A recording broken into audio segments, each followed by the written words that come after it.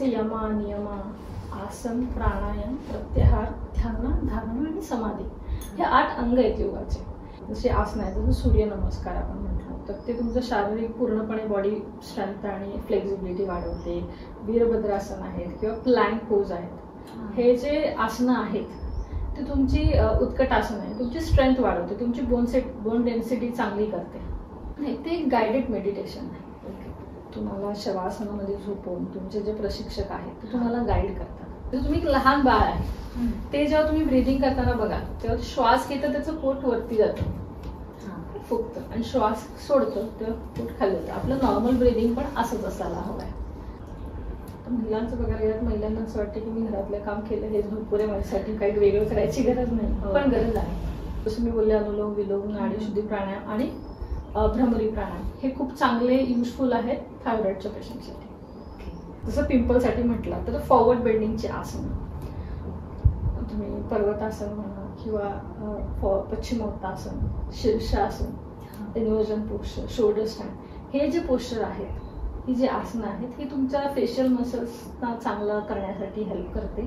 Even hair ग्रोथसाठी पण help करते. तर ते एक पॉट असतं किंवा काही वेळेला तुम्ही हातामध्ये 2 प्रकारे केली जाते. त्या पॉटमध्ये आम्ही फ्लुकॉन म्हणतो अगदी साधं त्याच्यामध्ये थोडंसं मीठ टाकून ते ह्या नाकातून घालून ह्या नाकातून ते पाणी घालायचं आहे. ह्या नोस्ट्रमधून घालून ह्या नोस्ट्रममध्ये घालून मग तुमचे हे जे आहेत हे सगळे क्लिअर होतात. औषध बंद होऊ शकतात का डायबिटीसची?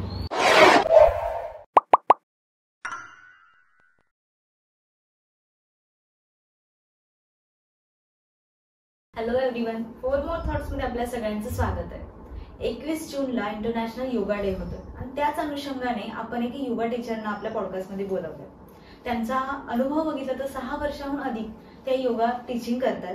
त्यासोबतच मानसिक आणि शारीरिक योगा करून आपलं आरोग्य कसं निरोगी करता येईल याबाबत त्यांनी अनेक लोकांना त्यांच्या आयुष्यामध्ये हेल्प केली. तेच आपल्या आयुष्यात आपल्याला अनुकरण करायचं असेल तर त्यांच्याकडून आपण थोडीशी माहिती घेणार आहोत आणि त्याचा आपल्या आयुष्यात उपयोग करून घेणार आहोत. तर नमस्कार मॅडम. हरिओम. नमस्कार. रश्मी पाटील मॅडमचं स्वागत आहे आमच्या पॉडकास्टमध्ये. थँक्यू.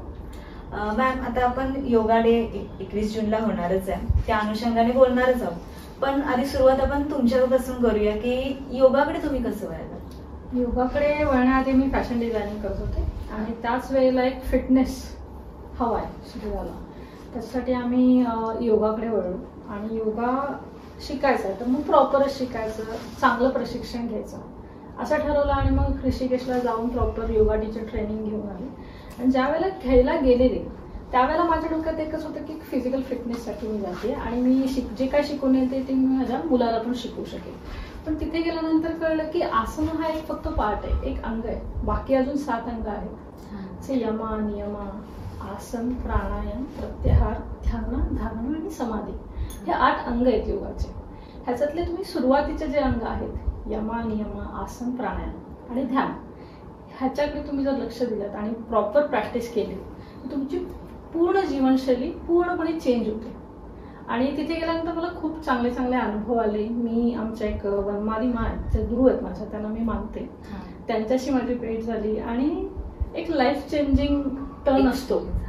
तुमचा एक लाईफ चेंज होते एका टर्नला जाऊन. तसं झालं माझ्या आयुष्यात आणि खूप चांगला एक्सपिरियन्स आला जेव्हा मी तिथे शिकत होते.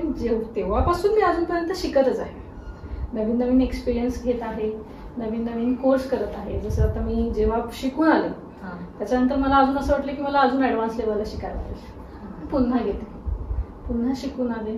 त्याच्यानंतर मला असं वाटलं की नाही ह्याच्या पाठीमध्ये अजून योगिक सायन्स आहे, फिजिओलॉजी खूप जास्त आहे, ती पण आपण शिकली पाहिजे. मग त्याचे कोर्सेस, त्याच्यानंतर प्रीनेटल गर्भावस्थेतील योगा तो, त्याच्यानंतर योगा फॉर कॅन्सर हे सगळे कोर्सेस करत चालू. आणि अजूनही आमचा तो प्रवास चालूच आहे. जसं जसं आमच्याकडे नवीन नवीन पेशंट येतात, नवीन नवीन स्टुडंट्स येतात वेगवेगळे आजार घेऊन, त्याप्रमाणे अजून आम्ही रिसर्च करतोय की योगा याच्यामध्ये काय हेल्प करू शकतो. आणि खरंच योगा सगळ्या बाबतीत हेल्प करतो आणि हा प्रवास अजूनही आमचा असं छान चालू आहे. अगदी आपल्या पंतप्रधान मोदींनी पण सांगितलं योगाचे होगा, त्या टॅगलाईन पण फिट झाली. बऱ्याच आजारांवरती योगा सगळीकडेच आहे. योगाबद्दल महत्व बऱ्याचशा लोकांना माहिती झालं आतापर्यंत. आता तुम्ही म्हणलात की तुम्ही ऋषिकेश मध्ये जाऊन प्रॉपर ट्रेनिंग घेतलं, कारण बरेच जण बघितलं तर योगाचं ट्रेनिंग हे तिथं जाऊनच करतात, कारण तिथं ते व्यवस्थित मिळतं म्हणून का इथे अवेलेबल होत नाहीये त्याची? असं नाहीये, इथेही अवेलेबल आहे, पण मला तिकडे जाऊन शिकायचं होतं. कारण तिथे आपण सर्च करतो एखादी गोष्ट शिकायला गेल्यानंतर की कुठे चांगलं आहे. असं बऱ्याच ठिकाणी आहे, मैसूरला पण आहे, अजून इथे पण कोल्हापुरात पण आहेत स्कूल्स. पण एक प्रॉपर योगा टीचर ट्रेनिंग जर हवा असेल तर ते बेस्ट आहे. मला तिथलाच एक्सपिरियन्स, जिथून आपण शिकतो तिथलाच आपल्याला एक्सपिरियन्स माहिती असतो की कसं आहे. अजून बाकी ठिकाणी मी गेलेली नाही त्यामुळे मला माहित नाही. आता तुम्ही मला की तुम्ही स्वतःसाठी गेला होता शिकायला, की स्वतःच्या आरोग्यासाठी शिकायला गेला होता, आणि नंतर तुम्ही असं ठरवलं का आता याचा उपयोग दुसऱ्यांना पण व्हायला पाहिजे? इथे आल्यानंतर तिथून आल्यानंतर मला फार चेंजेस जाणवले माझ्या फ्रेंड्सना पण इथल्या, आणि त्यावेळी इन्सिस्ट करायला लागले की तू जे काय शिकून आलीस ते आम्हाला शिकव, जसं येईल तसं. मी थोडी कॉन्फिडन्स नव्हते तेव्हा, पण त्यांनी इन्सिस्ट केलं, आणि मी म्हणजे फॅमिली सपोर्ट पण असतो, फॅमिलीकडनं खूप सपोर्ट होता मला की तू कर, आणि सुरू केला. आणि जसं सुरू केला, स्टुडंट येत गेले, रिस्पॉन्स चांगला आला, आणि मग ते एक जर्नी झाली सुरू आमची. मग प्रॉपर क्लासेस घ्यायला सुरुवात केली. स्मॉल स्केलवर तुम्ही स्टार्ट म्हणजे घरात 2-2 स्टुडंट असायचे, आणि 2-2 स्टुडंट्सना मी एक बॅच मध्ये शिकवत होते सुरुवातीला, आणि आता प्रॉपर आम्ही स्टुडिओ वगैरे प्रॉपर करून शिकवतो. बेनिफिट झाल्यामुळे स्टुडंट पण वाढले, असं पण झालं नाही? योगाचं बेनिफिट ज्यावेळेला स्टुडंटला बेनिफिट समजतात, त्यांच्यामध्ये चेंजेस येतात, त्यावेळेलाच ते दुसऱ्यांना सांगतात, माउथ पब्लिसिटी होते, आणि मग वाढतात स्टुडंट्स. आता पर्सनली तुमचा विचार केला तर तुमच्या शरीरामध्ये किंवा मनामध्ये असं शारीरिक आणि मानसिक विकास होतो योगा केल्यानंतर, तुमच्यामध्ये काय बदल झाले होते? माझ्यामध्ये शारीरिक बघा, फ्लेक्झिबिलिटी खूप चांगली झाली, बोन डेन्सिटी असते किंवा मसल स्ट्रेंथनिंग असते ती खूप चांगल्या प्रकारे झाली. म्हणजे मला स्वतःला फिट आणि स्ट्रॉंग फील व्हायला लागलं. आणि मानसिक म्हणाल तर स्ट्रेस लेवल खूप कमी झालं.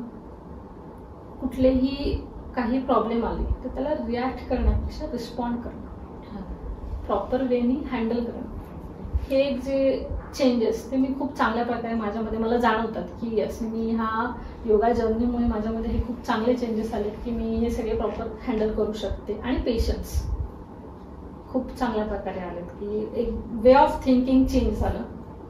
तुम्ही समोरच्या व्यक्तीकडे बघताना खूप चांगल्या पॉझिटिव्ह वेनी बघता, पॉझिटिव्ह वेनी बोलता, निगेटिव्ह थॉट्स मनात राहत नाही कुणाबद्दलही. आणि हे खूप चांगले चेंजेस होतात ज्यावेळेला तुम्ही योगा साधना सुरू करता. म्हणजे आता जर योगाकडेच योगासनांकडे जर आलो आपण, तर ह्याच्यासाठी काय करावं लागेल की शारीरिक आणि मानसिक बॅलन्स जर ठेवायचं असेल तर अशी कोणती योगासनांची इनिशियल लेवलला तुम्ही स्टार्ट करू शकता? इनिशियल लेवलला असं मी म्हणणार नाही की काहीच येत नाही आणि तुम्ही करायला गेलात तर काही प्रॉब्लेम नाही. हळूहळू तुम्ही स्टार्ट करू शकता. जसे आसन आहे, जसं सूर्यनमस्कार आपण म्हटलं तर ते तुमचं शारीरिक पूर्णपणे बॉडी स्ट्रेंथ आणि फ्लेक्झिबिलिटी वाढवते. वीरभद्रासन आहेत किंवा प्लँक पोज आहेत, हे जे आसनं आहेत ते तुमची उत्कट आसन आहे, तुमची स्ट्रेंथ वाढवते, तुमची बोन डेन्सिटी चांगली करते, तुमचे मसल्स चांगले बिल्ड करण्यापेक्षा मसल्स चांगले हेल्दी होतात, तुमचं ब्लड सर्क्युलेशन चांगलं होतं शरीरामध्ये, तुमचे ऑर्गन्स मसाज होत असतात, तुमचे इंटरनल ऑर्गन्स जे आहेत ज्यावेळेला मसाज होतात तेव्हा ते ऍक्टिव्हली वर्क करायला लागतात आणि तुमचे जे काही प्रॉब्लेम आहेत ते सॉल्व्ह व्हायला लागतात. आणि मानसिक दृष्ट्या म्हणाल तर काही आसनं आहेत, बालासन आहे, शवासन आहे किंवा योग निद्रा आहे. ही जी आसनं आहेत ती तुम्हाला काम ठेवायला मदत करतात. प्राणायाममध्ये जसं नाडी शोधन आहे किंवा योगिक ब्रीदिंग आहे, उज्जयी ब्रेथ किंवा भ्रमरी प्राणायाम आहे, हे प्राणायाम आहे ते तुम्हाला काम ठेवायला मदत करतं आणि ओव्हरऑल तुमचं मानसिक संतुलन बॅलन्स्ड होतं. तुम्ही आता बोला की योग निद्रा हे बरीच जण आता करताय, मग त्याचं असं असतं की प्रॉपर ट्रेनिंग घेऊनच ते करायला हवं की घरी शिकून तुम्ही करू शकता? नाही, ते एक गायडेड मेडिटेशन आहे. तुम्हाला शवासनामध्ये झोपवून तुमचे जे प्रशिक्षक आहेत ते तुम्हाला गाईड करतात, तुमच्या बॉडीतला एक एक पार्ट तुम्हाला अवेअरनेस त्या पार्टबद्दल निर्माण करतात आणि मग पूर्णपणे ते गायडेड मेडिटेशन आहे. त्याच्यासाठी तुम्हाला कोणतरी हवं आहे की तुम्हाला गाईड करेल किंवा एक ऑडिओ असतो. पण आम्ही क्लासमध्ये का घेतो तर तुम्ही जर घरात स्वतः करायला तुम्ही ऑडिओ लावाल झोपा, पण तुम्ही किती वेळ ते हाल त्याचे प्रॉब्लेम असं होतो की तुम्ही शवासन हे करायला की झोप लागते. झोप लागते आणि अदरवाईज काय होतं की तुम्ही बंद करून उठून जातं. ते जर तुम्ही क्लासमध्ये घेता आणि तुम्हाला तर पूर्ण होईस तोपर्यंत तिथे थांबायचंच आहे आणि तुम्ही मग ते एन्जॉय करता. आणि त्याचे इफेक्ट खूप चांगले आहेत. म्हणजे ज्यांना झोप येत नाही, किंवा ज्यांना खूप जास्त स्ट्रेस आहे त्यांच्यासाठी तर खूप चांगलं आहे. मी आता विचारलंच होती, कारण एन्झायटी असेल किंवा स्ट्रेस असेल तर आत्ताच्या काळात खूप जास्त वाढलं. मग अशा वेळेला काय योगा हेल्प करतो? आता स्ट्रेस म्हणाल तर 2 प्रकार. एक शॉर्ट टर्म स्ट्रेस असतो आणि क्रोनिक स्ट्रेस असतो. शॉर्ट टर्म स्ट्रेस म्हणजे उदाहरणार्थ की तुम्ही चाललाय आणि कुत्रा आला तुमच्या अंगावर, तर तुम्ही काय करणार, तर त्याला हाकलणार किंवा तिथून निघून जाणार लवकरात लवकर. तो एक शॉर्ट टर्म स्ट्रेस आहे. तो क्रोनिक तुमचा, जसं तुम्ही बोलले की हे कॉर्टिसॉल हार्मोन जो आहे तो रिलीज होतो, तो तेवढा पुरती होतो आणि नॉर्मल होतो. पण जेव्हा तो लॉंग टर्म म्हणजे क्रोनिक स्ट्रेस जेव्हा तुम्हाला निर्माणतो की रोजच्या रोज तुम्ही ऑफिसला जाताय, तुम्हाला रोज काहीतरी स्ट्रेस आहे किंवा घरामध्ये कुठल्या प्रकारचा स्ट्रेस आहे आणि तो रोजच्या रोज कायम राहिला तर तो क्रोनिक स्ट्रेस होतो. त्याच्यामध्ये काय होतं, कॉर्टिसॉल नावाचा एक हार्मोन असतो, हा हार्मोन आहे आणि त्याचा तो जर सतत वाढत राहिला तुमच्या शरीरामध्ये तर तेवढे इफेक्ट होतात. हार्ट डिसीज होऊ शकतं, तुमची इम्युन सिस्टीम वीक होऊ शकते, एन्झायटी, डिप्रेशन, हेडेक, नर्व्सवर प्रॉब्लेम होऊ शकतो किंवा डायजेशनवर, हाय ब्लड प्रेशर, शुगर, हे सगळे हळूहळू हे आजार सुरू होतात. ज्या वेळेला तुम्ही हे कंट्रोल करायचं असेल तर तुम्हाला काय करायला पाहिजे, तर योगा, प्राणायाम, मेडिटेशन. ज्या वेळेला योगा तुम्ही करता विथ ब्रीदिंग मुवमेंट करता त्यावेळेला तुम्ही एक लक्ष केंद्रित करता. जेव्हा तुम्ही ब्रीदिंग बरोबर मुवमेंट करत असता, जेव्हा हात वरती करता, खाली करता, योगा पोस्चर करता, तेव्हा तुम्ही सगळ्यातून डिटॅच होता आणि फक्त स्वतःकडे लक्ष केंद्रित करता, स्वतःच्या श्वासाकडे लक्ष केंद्रित करता. तो एक प्रकारचा तुमचा मेडिटेशनचा भागच होतो की तुम्ही स्ट्रेस रिलीफ होत असतो. ज्या वेळेला तुम्ही विथ ब्रीदिंग मुवमेंट करता तुमचं पॅरासिम्पॅथेटिक नर्वस सिस्टीम ऍक्टिव्ह होतं, सक्रिय होतं आणि त्यावेळेला ते सक्रिय झाल्यानंतर तुमचे हे सगळे क्रोनिक डिसीज आहेत किंवा कॉर्टिसॉल जो हार्मोन आहे तो इनबॅलन्स झाला किंवा जास्त झालेला असतो तो नॉर्मल व्हायला हेल्प होते. म्हणजे इंटरनल हिलिंग होत जातं. आसनांमध्ये किंवा प्राणायाममध्ये पण तुमचं ब्रीदिंग प्रॅक्टिस जेव्हा करता त्यावेळेला हे सगळं हळूहळू नॉर्मल व्हायला लागतं. तर त्याप्रमाणे मग तुमचा हळूहळू स्ट्रेस रिलीफ होतो, तुमचा जो निद्रा न झालेला आहे किंवा अजून काही हेल्थ प्रॉब्लेम होत असतात जेव्हा स्ट्रेस जास्त होतो. काही वेळेला आपल्याला जाणवतही नाही की आपल्याला स्ट्रेस आहे खूप आणि तो आपल्या शरीरावर परिणाम करतो. आपण डॉक्टरकडे जातो, औषधं खातो, टेम्पररी बरं होतं. पण तो जर नॉर्मल लॉंग लास्टिंग तुम्हाला जर तो कमी करायचा असेल बेस्ट वे योगा. तर प्राणायामचे पण बरेच प्रकार आहेत, ते कोणते कोणते प्रकार आहेत ते जरा सांगाल का आणि कशासाठी ते यूज करायला? ओके, पहिले तर योगिक ब्रेथ आहे. Yogic breath means deep breathing, deep breath out. खूप लॉंग थेरी आहे योगिक ब्रेथच्या पाठीमागे. मी तुम्हाला एक शॉर्टमध्ये सांगते की जर तुम्ही एक लहान बाळ आहे ते जेव्हा तुम्ही ब्रीदिंग करताना बघा तेव्हा श्वास घेतं त्याचं पोट वरती जातं, फुगतं आणि श्वास सोडतं तेव्हा पोट खाली जातं. आपलं नॉर्मल ब्रीदिंग पण असंच असायला हवं आहे की दीर्घ श्वास घ्यायचा आहे, दीर्घ श्वास सोडायचा आहे. Abdominal, chest, clavicular, clavicular, chest, abdominal हा एक ब्रीदिंगचा प्रकार आहे. Inhale, exhale. त्याने तुम्ही काय होतं तुमचं breathing actively awareness, conscious breathing म्हणतो आपण, ते तुम्ही करायला लागता जेव्हा प्राणायाम सुरू करता. दुसरं आहे तुमचं नाडी शोधून प्राणायाम किंवा अनुलोम विलोम म्हणू शकतो आपण. अल्टरनेट नोस्ट्रल ब्रीदिंग, इडा, पिंगला आणि सुषुम्ना नाडी जेव्हा ती बॅलन्स करायची असेल त्यावेळा आपण तो करतो. तिसरं नाडी शोधून होल्ड करून, म्हणजे inhale from the left, hold your breath, exhale from the right, inhale from the right, hold your breath, exhale to the left. नाडी शुद्ध प्राणायाम हा प्राणायाम किंवा अनुलोम विलोम बरेच लोक करतात, बऱ्याच लोकांना माहिती आहे. पण हे जे करताना प्रॉपर सिटिंग अरेंजमेंट हवे, छान वातावरणात शांत बसून स्पाइन स्ट्रेट हवाय आणि ॲटलिस्ट 5 ते 10 मिनिटं तरी तुम्ही तो प्राणायाम केला पाहिजे, तर त्याचे इफेक्ट होणार तुमच्या शरीरावर आणि रोज केला पाहिजे. हे 3 प्रकार आहेत. 3 आहे, अजूनही आहेत. उज्जयी आहेत, उज्जयी प्राणायाम आहे, भ्रमरी प्राणायाम आहे, शीतली शीतकारी आहे, हे सगळे भस्त्रिका आहे, हे प्राणायाम आहेत. ओके, म्हणजे याचा तुमच्या शरीरावरती पॉझिटिव्ह इम्पॅक्ट होऊ शकतो, फक्त रेग्युलरली करायला लागणार आहे तेव्हाच. म्हणजे असं नाही की तुम्ही आज केलं येस बस, असं नाहीये. तुम्ही ज्या वेळेला कुठलीही गोष्ट कन्सिस्टंटली करता, म्हणजे आम्ही आमच्या येणाऱ्या स्टुडंट आपण सांगतो, तर तुम्हाला तुमच्यामध्ये फरक जाणवायचा असेल तर तुम्हाला कन्सिस्टंट प्रॅक्टिस गरजेची आहे. तुम्ही 1 दिवस येत्या, 2 दिवस सुट्टी, 1 दिवस येत्या, 4 दिवस सुट्टी नाही चालत, त्याचा तुम्हाला रिझल्ट नाही मिळणार. तर ते असं बोलतात प्राणायाम सकाळीच करावं संध्याकाळी करावं, त्याचं टायमिंग काय आहे? टायमिंग असं आहे की सकाळी केलेलंच बेस्ट, पण जर तुम्हाला दिवसातून 3 वेळा केला तर फक्त एम्प्टी स्टमक असायला पाहिजे. ज्या वेळेला तुम्ही प्राणायाम करताय जेवणाच्या 2 तास नंतर आणि जेवणा आधी, जास्त नाही की करायचं आणि लगेच, पण ज्या वेळेला तुमचं एम्प्टी स्टमक आहे तुम्ही नॉर्मल आहात प्राणायाम करू शकता, पण शक्यतो सकाळी संध्याकाळी केलेला बेस्ट. आणि एक मिथ आहे की जर योगासनं करायची असेल तर ते आंघोळ करून करावीत, असं काय? ज्या वेळेला तुम्ही आंघोळ करता थंड पाणी जेव्हा तुम्ही अंगावर घेता तुमच्या बॉडीमध्ये थोडीफार हीट जनरेट होते, तुमचे स्नायू मोकळे होतात. आणि योगा ही एक एक्सरसाइज पेक्षा साधन आहे. योगा तुम्हाला अध्यात्माकडे नेतं.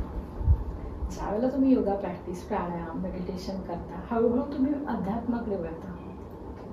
तुमची पूर्ण जीवनशैली चेंज होत असते. आणि जर ती तुम्ही सकाळी आंघोळ न करता केलं तर इट्स नॉट गुड. तुम्ही आंघोळ करा, तुमचे स्नायू पूर्ण मोकळे करा, छान करा आणि मग ती साधना करा, त्याचे रिझल्ट खूप चांगले येतात.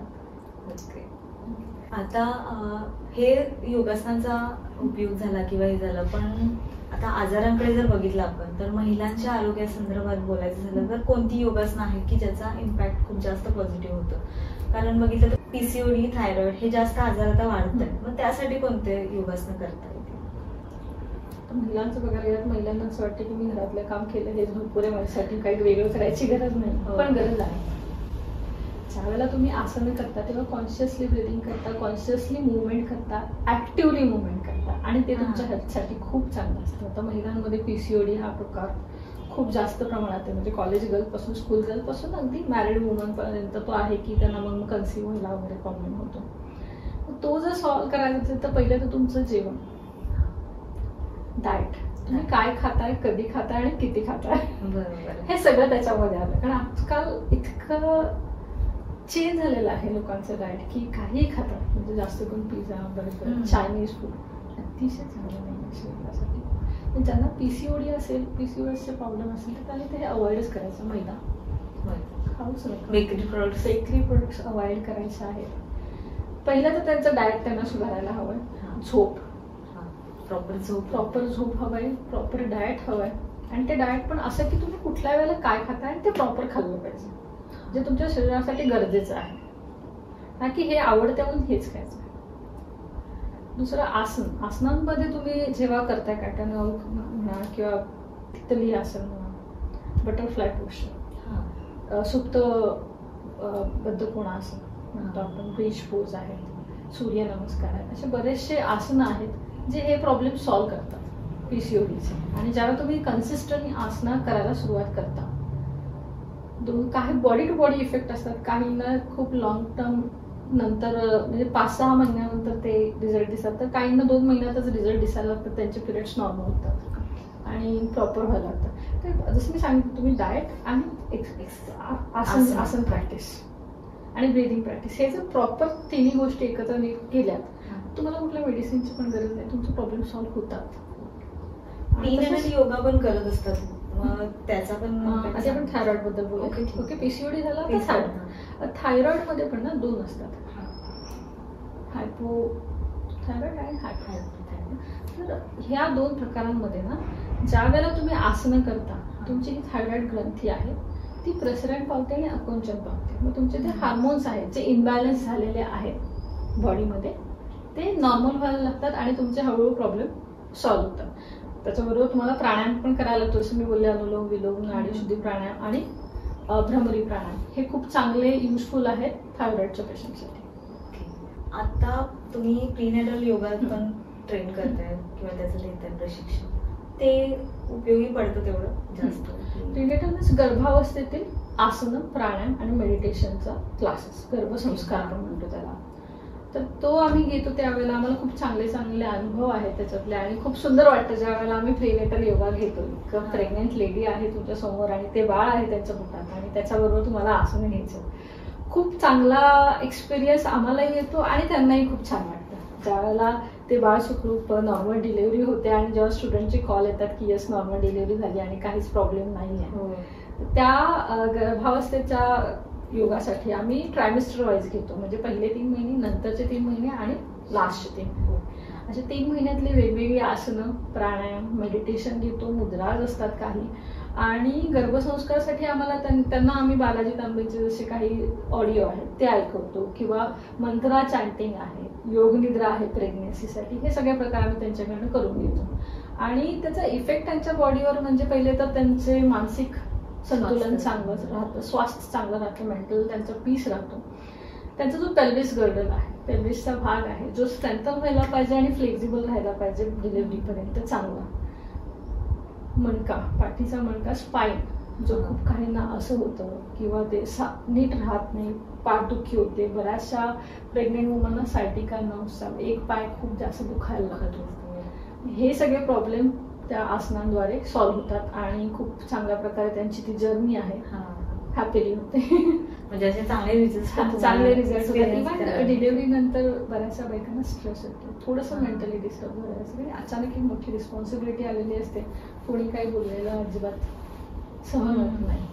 मग ते पण त्या प्रॅक्टिसमुळे ना तो भाग फार कमी होतो त्यांच्यामध्ये, तो प्रकार खूप कमी होतो आणि ते खूप हॅपीली होतात. आणि आम्ही थोडं थोडं जेव्हा त्यांची डिलिव्हरी जवळ येते तेव्हा त्यांना आम्ही मानसिकदृष्ट्या पण स्ट्रॉंग करतो, किंवा डिलिव्हरी झाल्यानंतर तुम्हाला खूप खुश राहायचं आहे, खूप हॅपी राहायचंय, तुम्ही जेवढं छान राहाल तेवढं तुमचं बाळ छान राहणार आहे. आणि खूप सुंदर एक्सपिरियन्स, म्हणजे काही स्टुडंटचे असे एक्सपिरियन्स आहेत की ज्यावेळेला आम्ही त्यांना गर्भसंस्कारमध्ये ओम चॅन्टिंग किंवा काही मंत्राज ऐकवतो, तर बाळ जेव्हा बाळ जन्माला येतं ते बाळ पण ते ऐकतं खूप लक्ष देऊन, कारण त्यांनी आधी ऐकलेलं असतं आणि त्यांना ते आवडतं खूप ऐकायला त्या बाळाला. असे पण आलेले आहेत मेसेजेस स्टुडंटचे की हे बाळ खूप आवडीने ऐकतं, हे आपण ऐकलेलं आहे. मला एक विचारायचं होतं तुम्हाला, की आता आपण बघितलं की महिलांच्या आरोग्य संदर्भात पण एक कॉमनली क्वेश्चन विचारला जातो की पिंपल्स आणि हेअर ग्रोथसाठी कोणती आसनं आहेत का की त्याचा इम्पॅक्ट होईल? कारण बाजारात बघितलं तर खूप केमिकल असणारे प्रॉडक्ट्स आहेत की त्यांचा रिझल्ट फास्ट येतो वगैरे, पण असं नॅचरली काही योगासनं आहेत की त्याचा इम्पॅक्ट पण होईल? आता पहिले तर जसं मी मगाशी बोलली की जे काय तुम्ही खाताय, तुमचं डायजेस्टिव्ह सिस्टीम कसं आहे, पहिले तर तुमचं डायजेशन चांगलं पाहिजे, तुमचं गट क्लिनिंग चांगलं पाहिजे. ज्या वेळेला तुमचं गट क्लिनिंग क्लिअर असेल तर तुमचं स्किन चांगलं दिसतं, तुमचे हेअर चांगले दिसतात, हेअर. आणि त्याचप्रमाणे आसन आणि प्राणायामची प्रॅक्टिस का, तर तुम्ही जेव्हा काही खाताय किंवा कसे तुमची जी लाईफस्टाईल आहे तर त्याच्यात डायजेशन होणं किंवा तुमचे ऑर्गन्स चांगलं वर्क करण्यासाठी इंटरनल ऑर्गन्स मसाज होतात, प्रॉपरली ऍक्टिव्ह होतात, तुमची पॅरासिम्पॅथेटिक नर्वस सिस्टीम आहे ती सक्रिय होते, तुमचं कॉर्टिसॉल आहे हार्मोन तो प्रॉपर बॅलन्स राहतो. हे सगळे याच्यासाठी का, तर तुमचं जर स्ट्रेस असेल, स्ट्रेसमुळे पण तुम्हाला PCOSचे प्रॉब्लेम होतात, थायरॉइडचे प्रॉब्लेम होतात, किंवा पिंपल्स, हेअर लॉस जो आहे हा स्ट्रेसमुळे पण होतो. हे सगळं येऊन पुन्हा त्याच्याशीच येतं की तुम्ही ज्यावेळेला हे प्रॅक्टिस करायला लागता तुमचं सगळं नॉर्मल व्हायला लागतं. आणि जसं पिंपलसाठी म्हटलं तर फॉरवर्ड बेंडिंगचे आसन, तुम्ही पर्वतासन म्हणा किंवा पश्चिमोत्तासन, शीर्षासन, इन्व्हर्जन पोस्चर, शोल्डर स्टँड, हे जे पोस्चर आहेत, ही जी आसनं आहेत, ही तुमच्या फेशियल मसल्सना चांगलं करण्यासाठी हेल्प करते, इवन हेअर ग्रोथसाठी पण हेल्प करते. कॅमल पोज, उच्चरासन, हे पण एक चांगलं आसन आहे for your hair growth and face. हे रोज करायचे सगळं? हां, रोज करायला पाहिजे. सूर्यनमस्कार तर मस्ट आहे, ते तुम्ही करायला हवं. त्याच्यामध्ये सगळंच येतं, तुमचं स्पाईन पण नॉर्मल राहतं, तुमचं फॉरवर्ड बेंडिंग पण होतं, तुमचं थोडंफार बॅकवर्ड बेंडिंग पण होतं. आता तुम्ही ही आसनं सांगितली की हेअर ग्रोथसाठी आणि स्किनसाठी, ती जर रोजच्या रोज केली तर त्याचा इम्पॅक्ट 100% येणार? हो, पण ती कन्सिस्टन्सी, असं नाही की तुम्ही 8 दिवस केला आणि लगेच म्हणजे स्किन ग्लो व्हायला लागली, नथिंग. इव्हन एक क्रिया आहे जलनीती म्हणून. जलनीती, हा, तर ते एक पॉट असतं किंवा काही वेळेला तुम्ही हातामध्ये 2 प्रकारे केली जाते. तर पॉटमध्ये आम्ही फ्लुकोन म्हणतो, अगदी साधं, त्याच्यामध्ये थोडंसं मीठ टाकून ते ह्या नाकातून घालून ह्या नाकातून ते पाणी काढायचं आहे, ह्या नोस्ट्रमधून घालून ह्या नोस्ट्रममध्ये टाकून तुमचे हे जे आहेत हे सगळे क्लिअर होतात. आणि तो पण इम्पॅक्ट खूप चांगला, आणि ती क्रिया खूप चांगली आहे. म्हणजे तुमचं विजन चांगलं होतं, तुम्हाला मायग्रेनचा, सायनसचा त्रास असेल तोही कमी होतो. म्हणजे बरेचसे असे इफेक्ट आहेत जे तुम्हाला इथे डोकेदुखी आहे, कुणाला सारखं डोकं वगैरे दुखत असेल त्यालाही तो फार युजफुल आहे. तुमचं श्वसन क्लिअर होतं. इव्हन कोविडमध्ये बऱ्याचशा लोकांना, ते जे लोक ऑफिसमध्ये जात आहेत त्यांना ट्रेनिंग दिलेलं की तुम्ही घरी जाऊन जलनीती करा. का तर जर कोविडचा व्हायरस गेला असेल तर तो बाहेर जाईल आणि क्लीन होऊन तुम्ही आजारी पडणार नाही. जलनीती सुद्धा तेवढीच इम्पॉर्टंट. म्हणजे क्रिया ज्या आहेत चटकर्मामधल्या योगामधल्या त्यातली एक क्रिया आहे जलनीती. आणि मला विचारायचं होतं की डायबिटीस हा खूप मोठा आजार आहे. आता भारतात बघितलं तर सगळ्यात जास्त पेशंट डायबिटीसचे असतात. तर त्या डायबिटीससाठी काही योगासनाचे आहेत का की तो कंट्रोलमध्ये सांगूया की डायबिटीस आहे ते तुमच्या एक तर ते जेनेटिक असतं. तुमच्या जर आईवडिलांना असेल तर ते तुम्हाला होण्याचे चान्सेस असतात. 2 प्रकारचे असतात. आपण टाईप 2 बद्दल बोलूया. तर त्यामध्ये पॅनक्रियासच्या आहेत तुमच्या, त्या सगळे ग्लुकोज सिक्रेशन करतात आणि ते जर काम नीट करत नसते तर तुम्हाला डायबिटीस होतो. मग ज्या वेळेला तुम्ही आसनं करता, मोस्टली ट्विस्टिंगची आसनं किंवा फॉरवर्ड बेंडिंगची आसनं जी आहेत ती केल्यानंतर तुमचा जो पॅनक्रिया जो ऑर्गन आहे तो मसाज होतो आणि तो पुन्हा सक्रिय होतो, त्याचं काम नीट करायला लागतो आणि मग तुमचं शुगर लेवल नॉर्मल राहायला हेल्प होतं. मग औषधं बंद होऊ शकतात का डायबिटीसची? हां, काही प्रमाणात. म्हणजे जर नवीनच सुरू झालेलं आहे आणि तुम्ही लगेच जर प्रॉपर एक्सरसाइज प्राणायाम वगैरे करायला लागलं, डाएट कंट्रोल करायला लागलं तर काहींचे रिव्हर्स पण होतात. आता हे दिवसभरात आता सर बिझी शेड्यूल झालंय सगळ्यांचं की सकाळी उठून सगळ्यांना करायला जमेलच असं नाहीये. समजा रात्री काही आसनं करायची झाली तर अशी काही रात्रीची आसनं असतात की झोपण्यापूर्वी आपण ती करू शकता. फक्त एवढंच पहिले तर तुमच्या जेवणामध्ये आणि झोपण्यामध्ये ऍटलिस्ट 2 तासाचं तरी अंतर हवं. असं नाही की तुम्ही 10 वाजता झोपला आणि 10:30ला झोपायला गेला. नाहीच, 2 तास तरी पाहिजे की तुमचं जेवण होऊन 2 तास झालेत आणि आता तुम्ही झोपायला गेला. मग त्यावेळेला तुम्ही पाय भिंतीला वरती करताय, विपरीत करणे, ते एक आसन आहे. ते तुम्ही करू शकता. थोड्या 5 मिनिटं त्या आसनामध्ये थांबायचं. परत पाय सरळ केलेत, शांत झोपलात. दुसरं प्राणायामामध्ये बघायला गेलात तर तुम्ही योगी जसं डीप इनहेल डीप एक्सहेल प्राणायाम आहे, अनुलोम विलोम, नाडी शुद्धी प्राणायाम, भ्रमरी प्राणायाम, हे जे आहेत हे नॉर्मल प्राणायाम आहेत. हे तुम्ही रोज करू शकता. झोपायच्या आधी पण तुम्ही जे हे प्राणायाम केले तुम्हाला चांगली झोप लागते. अगदीच नाही तर तुम्ही योग निद्राचा ऑडिओ लावा आणि ट्राय करा, तुम्हाला झोप येते. म्हणजे डेली प्रॅक्टिस करणं जास्त गरजेचं आहे. वर्किंग पीपल असले म्हणजे घरात असते हे योगा डेली केलंच पाहिजे, त्याचा इम्पॅक्ट दिसतो. मला एक विचारायचं होतं की जिम आणि योगा, जिमला प्रेफर करावं की योगाला करावं की दोन्ही बॅलन्स करून आपण करू शकतो? जिम मध्ये तुम्ही कशाला जाता? मसल बिल्डअप करण्यासाठी. काही लोक फिटनेससाठी जातात, पण मेन पर्पज असतं जिम मध्ये जाणाऱ्या मुलांचं की मसल बिल्डअप करायचं. It's good. तुम्हाला मसल बिल्डअप करायचं आहे, बॉडी बिल्डिंग करायचे, जिम मध्ये जा. पण तुम्हाला ओव्हरऑल हेल्थ हवं आहे, फिट हवं आहे, मानसिकदृष्ट्या शारीरिकदृष्ट्या सगळं प्रकारे फिट हवं आहे. तुम्हाला फ्लेक्झिबिलिटी पण हवं आहे, तुम्ही योगासन. कारण जिममध्ये जेव्हा तुम्ही मसल बिल्ड करता कॅनॉट गो, तुमचा हात असा पाठीमागे नाही जाऊ शकत. तुमची फ्लेक्झिबिलिटी थोडीफार का होईल कमी होते जेव्हा तुम्ही बॉडी बिल्डिंग करायला जाता. आणि योगा करायला जाता तुम्हाला फ्लेक्झिबिलिटी पण येते, स्ट्रेंथ पण येते. पण जिम मध्ये जसं बॉडी बिल्डअप मसल बिल्डअप होतात तसं योगामध्ये होत नाही. पण तुमचे मसल स्ट्रॉंग होतात, ते हेल्दी राहतात. हा फरक आहे. तुम्ही कुठल्या कारणासाठी कुठे जाताय हे त्याच्यावर डिपेंड आहे. तुम्हाला बॉडी बिल्डिंग करायची असेल, मसल बिल्डअप करायचं, यस जिमला जायला हवं. ते योगाने नाही होणार. दोन्ही करू शकतो आणि तुम्ही दोन्ही घेऊ शकता. म्हणजे आहेत आमच्याकडे पेशंट स्टुडंट असे जे रनिंग करतात, जिम करतात आणि योगाही करतात कन्सिस्टंटली. आणि खूप छान त्यांचे फिगर आहे. म्हणजे पुण्याचे स्टुडंट आहेत, त्या ऑनलाईन करतात आपल्याकडे आणि जवळजवळ 2-3 वर्ष झाले आपल्याकडे आहेत, पण त्या सगळं करतात आणि खूप छान फिगर मेंटेन आहे आणि सुंदर करतात योगा. आता आपण वेगळ्याच या सगळ्या आसनांबद्दल वगैरे बोललो, पण असं आहे का तुमचं एखादं आवडीचं आसन की हे मला खूप जास्त आसन आवडतं आणि त्याचा फायदा पण झाला? माझं आवडीचं आसन म्हणाल तर बऱ्यापैकी सगळेच आसनं मला आवडायला लागले. तसं तुम्हाला यायला लागतात नाही आसनं. म्हणजे हा एक हे आहे की जेव्हा तुम्ही योगा स्टार्ट करता आणि जसं तुम्हाला एक एक ॲडव्हान्स आसनं यायला लागतात, त्याची प्रॅक्टिस करायला लागतं, तुम्हाला ते आसनं अजून करायला आवडतात. पण एकच सांगायचं झालं तर चक्रासन, जे आसन मी जेव्हा शिकायला जाणार होते त्यावेळेला मी प्रॅक्टिस करत होते युट्यूबवर बघून. मला त्यातली अलाइनमेंट माहीत नव्हती किंवा त्याच्याबद्दल काही बेनिफिट आहेत किंवा कसं करायचं एवढं प्रॉपर माहित नव्हतं. मला ते थोडंफार येत होतं आणि तिथे गेल्यानंतर मला ते येत होतं आणि तेव्हापासून ते आतापर्यंत मला ते आसन अजूनही खूप छान आवडतं कधीही करायला.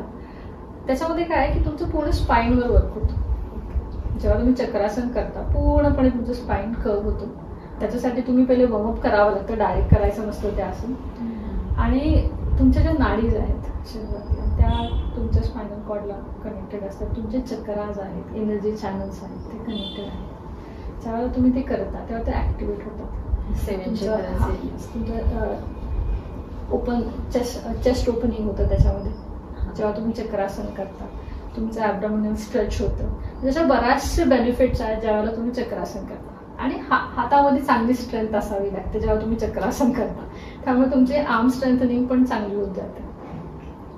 असे काही पेशंट आलेत का की त्यांचं वेट खूप जास्त होतं आणि मग आसन केलं, योगासन केल्यापासून त्यांचं वेट लॉस झालाय, त्यांना खूप फायदा झालाय, असं ड्रास्टिक चेंज झालेलं पण काही एक्सपिरियन्स असतील ना तुमचे? हे असे एक्सपिरियन्स आल्यानंतरच आम्हाला अजून जास्तीत जास्त मजा येते. म्हणजे म्हणाल तर खूप आनंद होतो की अजून घ्यायला क्लासेस आणि अजून असे स्टुडंट यावेत असं आम्हाला वाटत असतं. म्हणजे एक आपल्याकडे स्टुडंट आहे, त्यांच्या वेटमध्ये जवळजवळ 7 to 8 kg कमी झालंय. म्हणजे ज्यावेळेला त्या पहिल्यांदा आपल्याकडे क्लासला आलेल्या त्यांचं मानच दिसत नव्हतं आणि हात असे. म्हणजे त्याचा एक फोटो आहे, त्यांनी जर परमिशन दिली तर मी तुम्हाला तो फोटो स्लाईडमध्ये टाकायला देईन.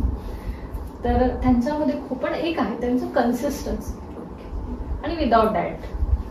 फक्त कन्सिस्टन्सी, त्यांचं वेट लूज झालं खूप छान. आणि सगळी आसनं करतात. म्हणजे जेवढी मला आसनं येतात तेवढी सगळी त्यांना पण येतात. म्हणजे मला शिकवताना एक असतं माझं की जे मला येते ते माझ्या स्टुडंटला पण सगळी आसनं आली पाहिजेत. सगळे ऍडव्हान्स पोस्टरमध्ये दिसले पाहिजेत स्टुडंट्स. तो एक एक्सपिरियन्स आहे. दुसरं थायरॉइडचे स्टुडंट आहेत. म्हणजे त्यांचं त्या 3 महिन्यानंतर त्यांनी परत रिपोर्ट करायला गेल्या. तर त्यांच्या मिस्टरांनी तिथूनच फोन करून त्यांना सांगितलं की तुझे सगळे रिपोर्ट नॉर्मल आले. त्यांनी लगेच फोन करून की माझे सगळे नॉर्मल आले थायरॉइडचे रिपोर्ट्स. मग हा जो आनंद आहे स्टुडंटकडनं येणारा तो एकदम खूप चांगला अनुभव येतो आम्हाला आणि खूप चांगलं वाटतं. एक चांगलं प्रोत्साहन मिळतं अजून. आणि प्रीनेटलचं म्हणजे प्री कन्सेप्शन म्हणू आपण त्याला, की एक स्टुडंट आमच्याकडे म्हणजे अशा आमच्याकडे बरेच स्टुडंट झाले ज्यांना कन्सिव्ह व्हायचं होतं, कन्सिव्ह करण्यासाठी आलेल्या.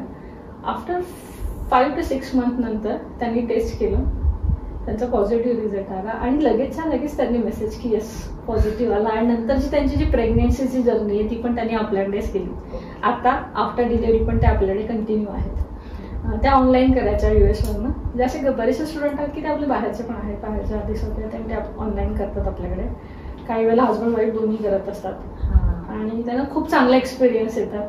आणि हे जे एक्सपिरियन्स आहेत ना ते खूप छान आहेत. वेट लॉस म्हणा, थायरॉइड म्हणा किंवा PCOS. एक स्टुडंट होती ऑनलाईन, ते जवळजवळ 8 वर्ष PCOD आणि PCODसाठी ती टॅबलेट्स खात होती. त्याचा प्रॉब्लेम सॉल्व्ह होत नव्हता, पण कंटिन्यू योगा आसनाच्या प्रॅक्टिसमुळे त्याचा प्रॉब्लेम सॉल्व्ह व्हायला लागला आणि ती खूप खुश झाली की येस माझा हा प्रॉब्लेम आता सॉल्व्ह होत चाललाय, मला खूप चांगलं वाटत झालं आणि वेट लॉस पण झालं. पण काय होतं ज्यावेळेला PCOD स्टार्ट होतं तुमचं वेट गेन पण व्हायला सुरुवात होते. बरोबर. तेही त्यांचं ते सॉल्व्ह होतात आणि ते खूप छान वाटतं आम्हाला. त्यावेळेला असे बरेचसे आहेत आमचे रिव्ह्यू स्टुडंट्स. इतके वर्ष तुम्ही करताय त्यामुळे स्टुडंट्स पण प्रीनेटलचे स्टुडंटचे नॉर्मल डिलिव्हरी आहे किंवा परफेक्ट लगेच झाली, जास्त त्रास नाही झाला किंवा त्यांना त्या गोष्टीचा स्ट्रेस नाही आला, त्यांचं ब्रिदिंग कंट्रोलमध्ये आलं. डिलिव्हरीच्या वेळेला BP हाय होतो स्टुडंट्सचा, प्रेग्नेंट वुमनचा, मग तोही त्यांच्या कंट्रोलमध्ये राहतो. ह्या सगळ्या गोष्टी होतात आणि मग त्यांचे छान मेसेज येतात आम्हाला की आम्हाला खूप छान वाटलं, खूप चांगली जर्नी झाली. अतिशय म्हणजे सुंदर आहे. म्हणजे तुमचा प्रवास तुम्ही स्वतःपासून सुरू केला ऍक्च्युली, पण आज तुम्ही लोकांना पण त्याचा फायदा करून देता. त्यांच्या आयुष्यात पण थोडं पॉझिटिव्ह इम्पॅक्ट होतो. आणि इतका छान इम्पॅक्ट होतो माहिती का की तुम्ही बाहेरच्या खाण्यावरनं तुमचा निघून जातो तो जो टेम्पटिंग आहे खायचं, ते जाता आणि तुम्ही विचार करता की हे माझ्या हेल्थसाठी कुठे, तर तेच तुम्ही खाता, वेळेत खायला लागतं. आता आमचं इतकं जीवनशैली चेंज झालेली आहे की 5 वाजता उठायचं, कधी प्रॅक्टिस करायची. आम्हीच ठरवलं की नाही आता मॉर्निंग प्रॅक्टिस करायचं तर लवकर उठायचं त्याच्याही आधी. सकाळचा नाश्ता वेळेत, दुपारचं जेवण वेळेत, रात्रीचं जेवण 7:30, कधी 7 वाजताही जेवतो आम्ही. 9 वाजेपर्यंत सगळं कम्प्लीट झालेलं असते आणि 10-10:30 पर्यंत झोप. आयडियल लाईफस्टाईल चेंज झाली आमची. ज्यावेळेला आम्ही योगामध्ये शिरलो आणि त्यावेळेला हळूहळू सगळं आमचं चेंज होत गेलं आणि ते इतकं सुंदर चेंज झालं की आम्हाला खूप चांगलं वाटतं आता की यस हीच लाईफस्टाईल असली पाहिजे प्रत्येकाची. आता हल्ली कामामुळे वगैरे नाही मिळत, पण आम्ही म्हणत असतो की तुम्ही काहीतरी ऍडजस्ट करा आणि ट्राय करा की वेळेत जेवणं वेळेत झोपणं फार गरजेचं आहे. तुम्ही ज्या पद्धतीने माहिती वगैरे सांगितली आहे किंवा स्टुडंटचे रिव्ह्यूज तुम्ही जे सांगितले ना, त्यातून असंच दिसतंय की योगा प्रत्येक ठिकाणी, प्रत्येक आजार असेल, मानसिक असेल किंवा शारीरिक असेल, या सगळ्या आस्पेक्टवरती खूप जास्त इम्पॅक्ट करतोय. आणि तुमच्याकडून हे शिकायला मिळालं की योगा खरंच करायला हवा. तो स्वतःसाठी तुम्ही सुरुवात केली आणि जसं दुसऱ्यांना शिकवताय त्या पद्धतीने दुसऱ्यांना नाही जमलं तरी निदान स्वतःच्या आरोग्यासाठी आणि स्वतःच्या कुटुंबासाठी आपण योगा स्टार्ट करायला हवा. आणि इंटरनॅशनल योगा डेच्या निमित्ताने सगळ्यांना आपण आवाहन करूया की त्यांनी योगा स्टार्ट करा. खूप चांगले चेंजेस होतील तुमच्या आयुष्यात योगामुळे आणि एक पॉझिटिव्ह इम्पॅक्ट होईल, एक चांगली जीवनशैली सुरू होईल तुमच्या आयुष्यात आणि सारखा आजारी पडणं, ॲलर्जी होणं, काही नाही, हे सगळे प्रकार हळूहळू कमी होतात. स्टार्ट तर करायला हवं. Thank you ma'am. तुमचं व्हॅल्युएबल टाइम तुम्ही आम्हाला दिला आणि व्हॅल्युएबल इन्फॉर्मेशन पण आम्हाला दिली. सो प्रेक्षक, तुम्हाला हा एपिसोड कसा वाटला हे कमेंटमध्ये नक्की सांगा. आणि योगा डेच्या निमित्ताने 21 जून